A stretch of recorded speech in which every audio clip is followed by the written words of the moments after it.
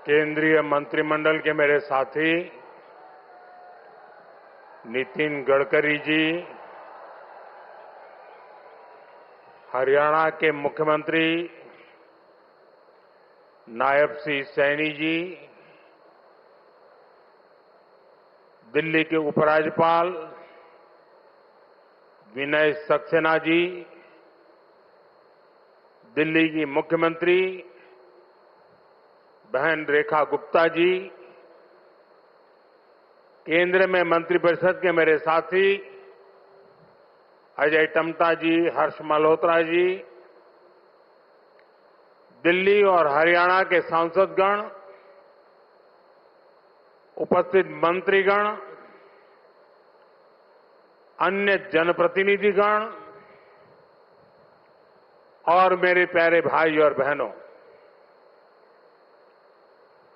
Express way का नाम द्वारका, जहां ये कार्यक्रम हो रहा है उस स्थान का नाम रोहिणी,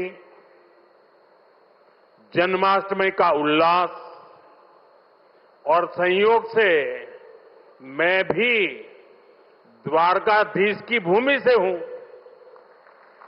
पूरा माहौल बहुत कृष्णमय हो गया है।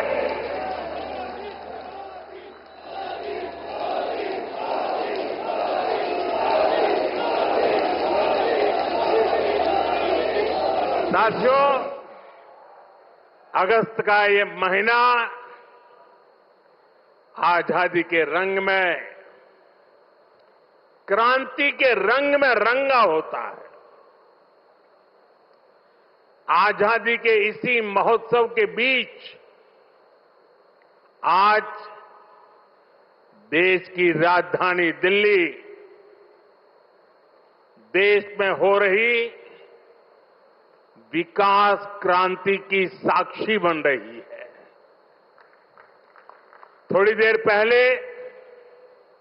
दिल्ली को द्वारका एक्सप्रेसवे और अर्बन एक्सटेंशन रोड की कनेक्टिविटी मिली है। इससे दिल्ली के, गुरुग्राम के, पूरे एनसीआर के लोगों की सुविधा बढ़ेगी। दफ्तर आना जाना, फैक्ट्री आना जाना और आसान होगा। सभी का समय बचेगा।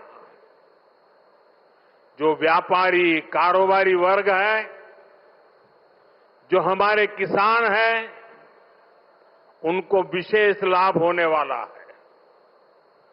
दिल्ली एनसीआर के सभी लोगों को इस आधुनिक सड़कों के लिए, आधुनिक इंफ्रास्ट्रक्चर के लिए बहुत बहुत बधाई देता हूं। साथियों, परसों 15 अगस्त को लाल किले से मैंने देश की अर्थव्यवस्था, देश की आत्मनिर्भरता और देश के आत्मविश्वास पर विश्वास से बात की है। आज का भारत क्या सोच रहा है, उसके सपने क्या है, संकल्प क्या है, ये सब कुछ आज पूरी दुनिया अनुभव कर रही है। और साथियों, दुनिया जब भारत को देखती है, परखती है, तो उसकी पहली नजर हमारी राजधानी पर पड़ती है, हमारी दिल्ली पर पड़ती है। इसलिए दिल्ली को हमें विकास का ऐसा मॉडल बनाना है जहां सभी को महसूस हो कि हां, ये विकसित होते भारत की राजधानी है। साथियों, बीते 11 साल से केंद्र में भारतीय जनता पार्टी की सरकार ने इसके लिए अलग अलग स्तरों पर निरंतर काम किया है। अब जैसे कनेक्टिविटी का विषय ही है, दिल्ली एनसीआर की कनेक्टिविटी में बीते दशक में अभूतपूर्व सुधार हुआ है। यहां आधुनिक और चौड़े एक्सप्रेस वे हैं। दिल्ली एनसीआर मेट्रो नेटवर्क के मामले में दुनिया के सबसे बड़े नेटवर्क इलाकों में से एक है। यहां नमो भारत जैसा आधुनिक रैपिड रेल सिस्टम है।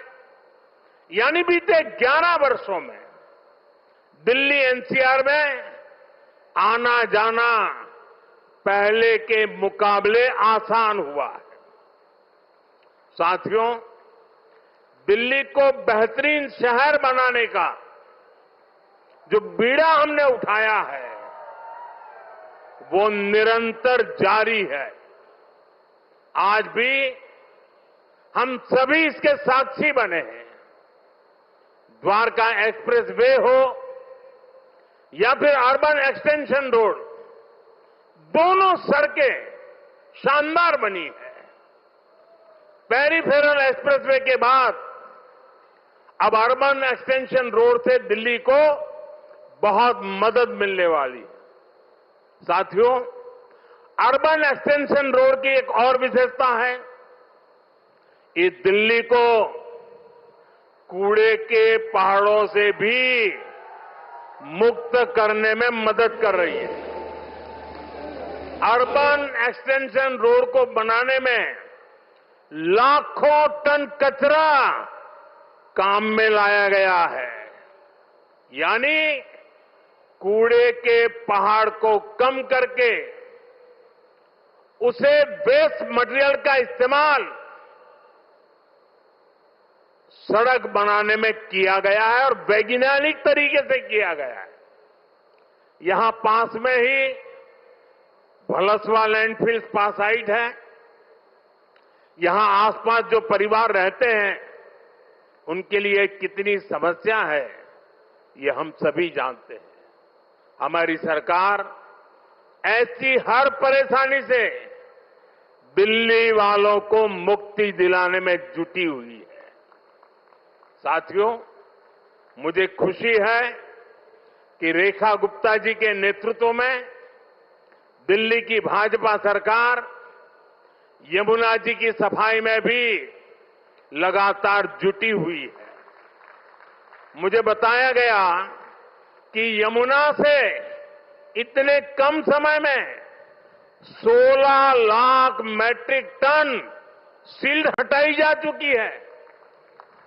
इतना ही नहीं, बहुत कम समय में ही दिल्ली में 650 देवी इलेक्ट्रिक बसें शुरू की गई है।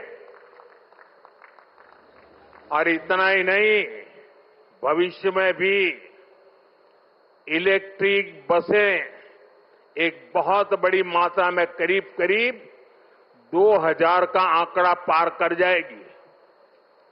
ये ग्रीन दिल्ली, क्लीन दिल्ली के मंत्र को और मजबूत करता है। साथियों, राजधानी दिल्ली में कई वर्षों के बाद भाजपा सरकार बनी है। लंबे अरसे तक हम दूर दूर तक भी सत्ता में नहीं थे और हम देखते हैं कि पिछली सरकारों ने दिल्ली को जिस प्रकार से बर्बाद किया, दिल्ली को ऐसे गड्ढे में गिरा दिया था। मैं जानता हूं भाजपा की नई सरकार को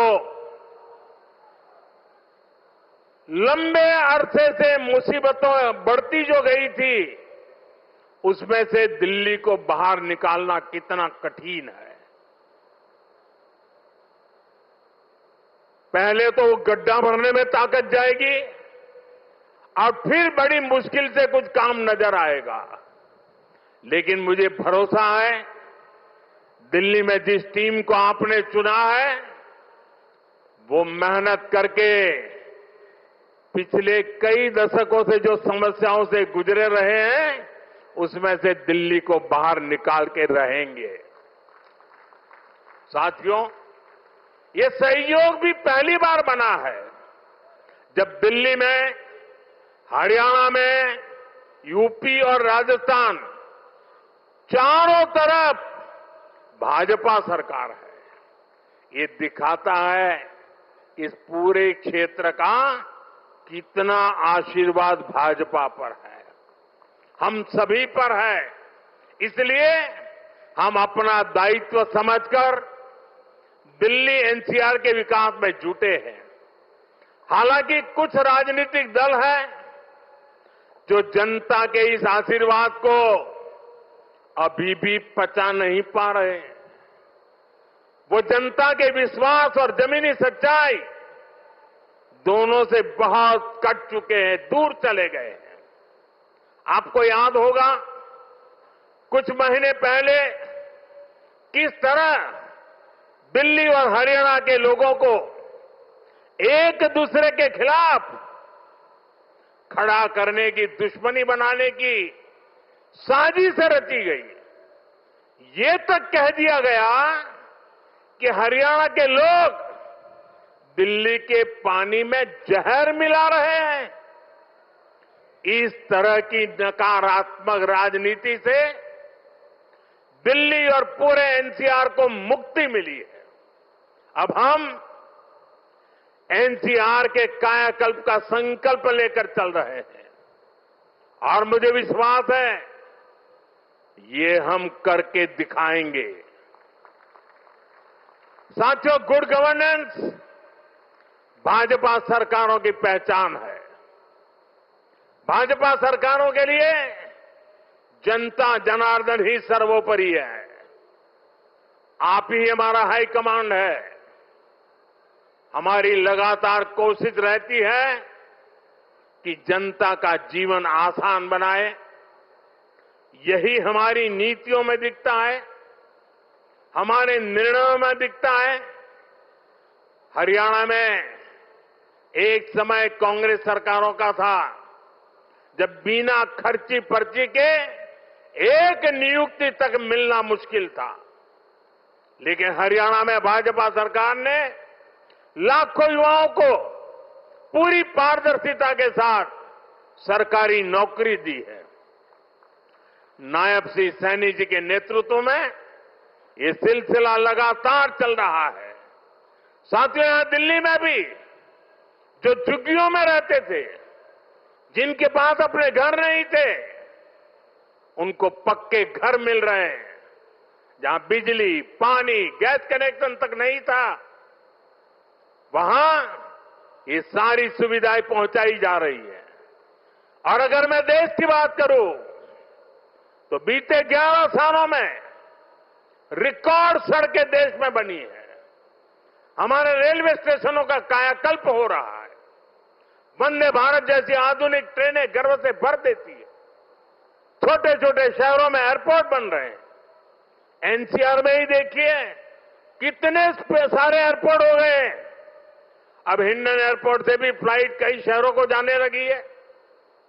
नोएडा में एयरपोर्ट भी बहुत जल्द बनकर तैयार होने वाला है। साथियों, ये तभी संभव हुआ है जब बीते दशक में देश ने पुराने तौर तरीकों को बदला है। देश को जिस स्तर का इंफ्रास्ट्रक्चर चाहिए था, जितनी तेजी से बनना चाहिए था, वो अतीत में नहीं हुआ।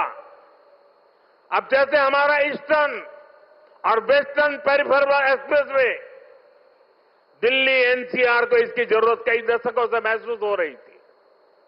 यूपीए सरकार के दौरान इसको लेकर फाइलें चलनी शुरू हुई, लेकिन काम तब शुरू हुआ जब आपने हमें सेवा करने का अवसर दिया। जब केंद्र और हरियाणा में भाजपा सरकारें बनी, आज ये सड़कें बहुत बड़ी शान से सेवाएं दे रही है।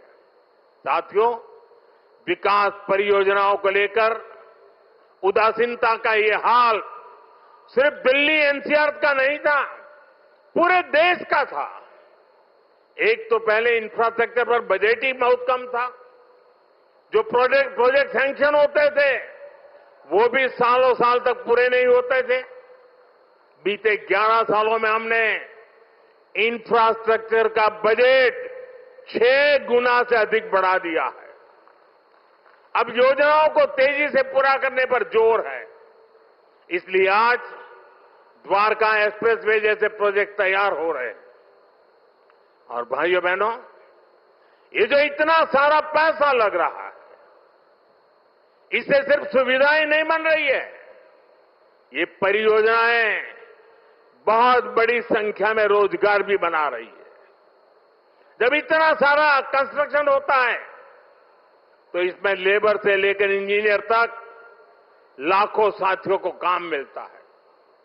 जो कंस्ट्रक्शन मटेरियल यूज होता है उससे जुड़ी फैक्ट्रियों में, दुकानों में नौकरियां बढ़ती है। ट्रांसपोर्ट और लॉजिस्टिक्स में रोजगार बनते हैं। साथियों, लंबे समय तक जिन्होंने सरकारें चलाई है उनके लिए जनता पर शासन करना ही सबसे बड़ा लक्ष्य था। हमारा प्रयास है जनता के जीवन से सरकार का दबाव और दखल दोनों समाप्त करें। पहले क्या स्थिति थी, इसका एक और उदाहरण मैं आपको देता हूं। दिल्ली में, ये सुनकर के आप चौंक जाएंगे,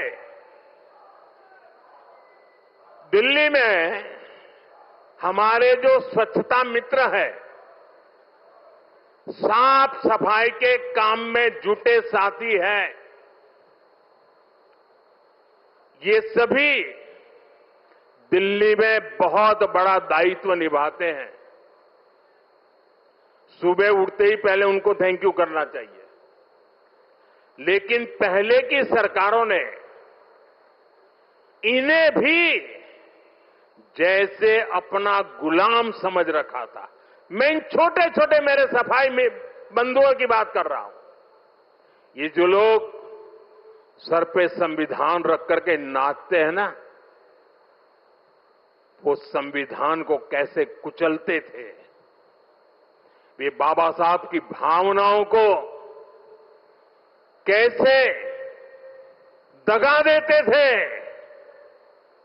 मैं आज वो सच्चाई आपको बताने जा रहा। आप, मैं कहता हूं, सुनकर सन्न रह जाएंगे। मेरे सफाई कर्मी भाई बहन जो दिल्ली में काम करते हैं,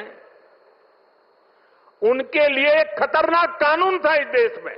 दिल्ली में दिल्ली म्युनिसिपल कॉरपोरेशन एक्ट में एक बात लिखी थी, यदि कोई सफाई मित्र बिना बताए काम पर नहीं आता तो उसे 1 महीने के लिए जेल में डाला जा सकता था।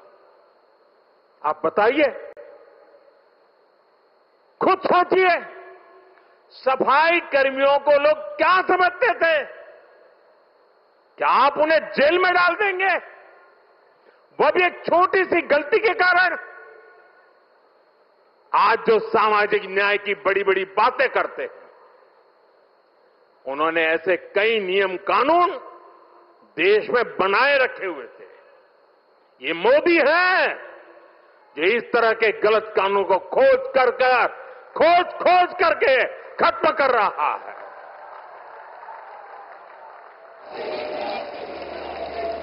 हमारी सरकार है तो सैकड़ों कानूनों को समाप्त कर चुकी है और ये अभियान लगातार जारी है। साथियों, हमारे लिए रिफॉर्म का मतलब है सुशासन का विस्तार। इसलिए हम निरंतर रिफॉर्म पर बल दे रहे हैं। आने वाले समय में हम अनेक बड़े बड़े रिफॉर्म्स करने वाले हैं ताकि जीवन भी और बिजनेस भी सब कुछ और आसान हो। साथियों, इसी कड़ी में अब जीएसटी में नेक्स्ट जनरेशन रिफॉर्म होने जा रहा है। इस दिवाली जीएसटी रिफॉर्म से डबल बोनस देशवासियों को मिलने वाला है।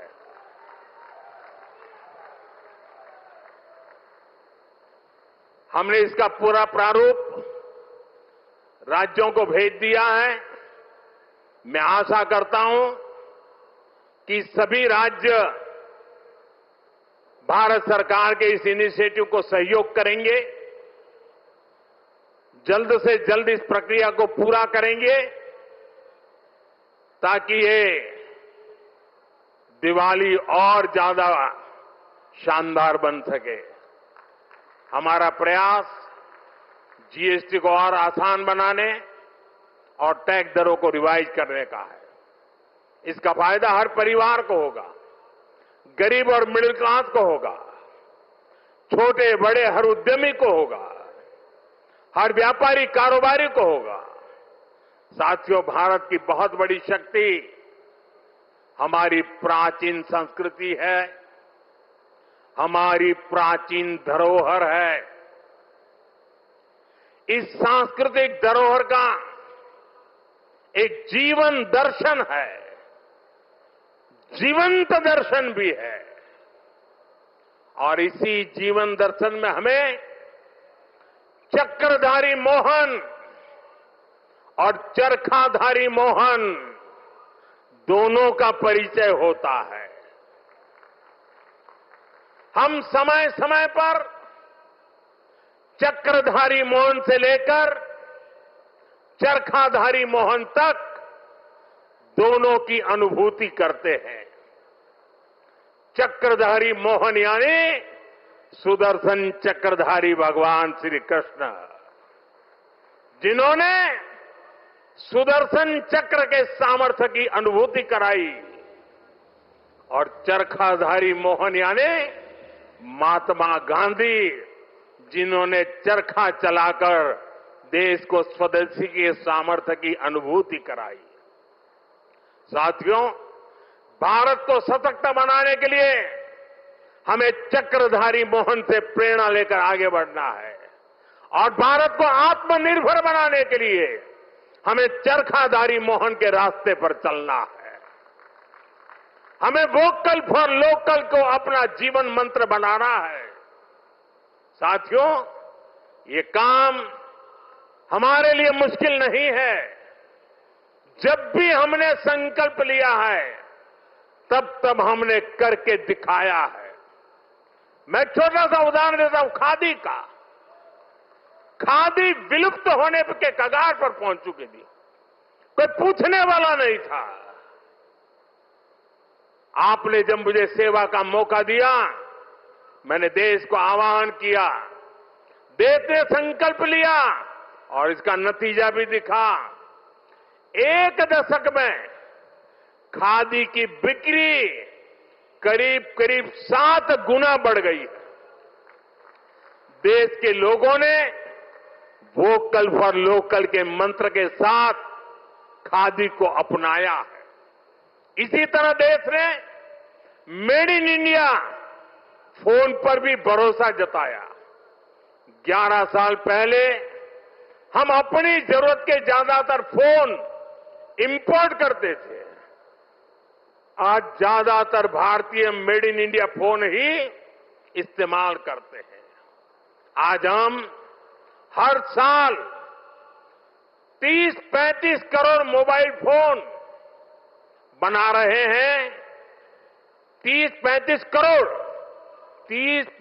करोड़ मोबाइल फोन बना रहे हैं और एक्सपोर्ट भी कर रहे हैं। साथियों, हमारा मेड इन इंडिया, हमारा यूपीआई आज दुनिया का सबसे बड़ा real time digital payment platform बन चुका है। दुनिया का सबसे बड़ा। भारत में बने रेल कोच हो या फिर लोकोमोटिव, इनकी डिमांड अब दुनिया के दूसरे देशों में भी बढ़ रही है। साथियों, जब ये रोड इंफ्रास्ट्रक्चर की बात आती है, भारत ने गति शक्ति प्लेटफॉर्म बनाया है। 1600 लेयर, 1600 लेयर डेटा के हैं उसमें, और किसी भी प्रोजेक्ट को वहां पर कैसी कैसी परिस्थितियों से गुजरना पड़ेगा, किन नियमों से गुजरना पड़ेगा, वाइल्ड लाइफ है कि जंगल है कि क्या है, नदी है, नाला है, क्या है, सारी चीजें मिनटों में हाथ लग जाती हैं और प्रोजेक्ट तेज गति से आगे बढ़ते हैं। आज गति शक्ति की एक अलग यूनिवर्सिटी बनाई गई है और देश की प्रगति के लिए गति शक्ति एक बहुत बड़ा सामर्थ्यवान मार्ग बन चुका है।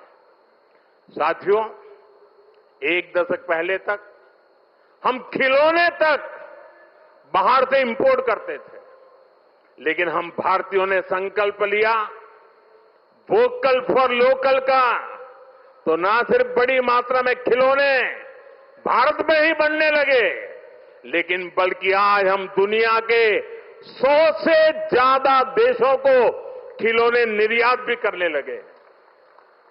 साथियों, इसलिए मैं फिर आप सभी से, सभी देशवासियों से आग्रह करूंगा, भारत में बने सामान पर हम भरोसा करें। भारतीय हैं तो भारत में बना ही खरीदें।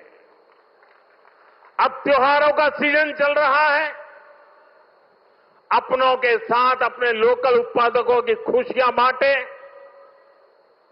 आप तय करें गिफ्ट वही देना है जो भारत में बना हो, भारतीयों द्वारा बनाया हुआ। साथियों, मैं आज व्यापारी वर्ग से, दुकानदार बंधुओं से भी एक बात कहना चाहता हूं। होगा कोई समय विदेश में बना सामान आपने इसलिए बेचा हो ताकि शायद आपको लगा हो प्रॉफिट थोड़ा ज्यादा मिल जाता है। अब आपने जो किया सो किया, लेकिन अब आप भी वोकल फॉर लोकल के मंत्र पर मेरा साथ दीजिए। आपके इस एक कदम से देश का तो फायदा होगा, आपके परिवार का, आपके बच्चों का भी फायदा होगा। आपकी बेची हुई हर चीज से देश के किसी मजदूर का, किसी गरीब का फायदा होगा। आपकी बेची गई हर चीज का पैसा भारत में ही रहेगा, किसी न किसी भारतीय को ही मिलेगा। यानी ये भारतीयों की खरीद शक्ति को ही बढ़ाएगा, अर्थव्यवस्था को मजबूती देगा। और इसलिए मेरा आग्रह है, आप मेड इन इंडिया सामान को पूरे गर्व के साथ बेचें। साथियों, दिल्ली आज एक ऐसी राजधानी बन रही है जो भारत के अतीत का भविष्य के साथ साक्षात्कार भी कराती है। कुछ दिन पहले ही देश को नया सेंट्रल सेक्रेटेरिएट, कर्तव्य भवन मिला है, नई संसद बन चुकी है, कर्तव्य पथ नए रूप में हमारे सामने है। भारत मंडपम और यशोभूमि जैसे आधुनिक कॉन्फ्रेंस सेंटर था दिल्ली की शान बढ़ा रहे हैं। ये दिल्ली को बिजनेस के लिए, व्यापार कारोबार के लिए बेहतरीन स्थान बना रहे हैं। मुझे विश्वास है इन सभी के सामर्थ्य और प्रेरणा से हमारी दिल्ली दुनिया की बेहतरीन राजधानी बनकर उभरेगी। इसी कामना के साथ एक बार फिर इन सभी विकास कार्यों के लिए आप सबको, दिल्ली को, हरियाणा को, राजस्थान को, उत्तर प्रदेश को, पूरे इस क्षेत्र का विकास होने जा रहा है। मैं बहुत बहुत शुभकामनाएं देता हूं, बहुत बहुत बधाई देता हूं। आप सबका बहुत बहुत धन्यवाद।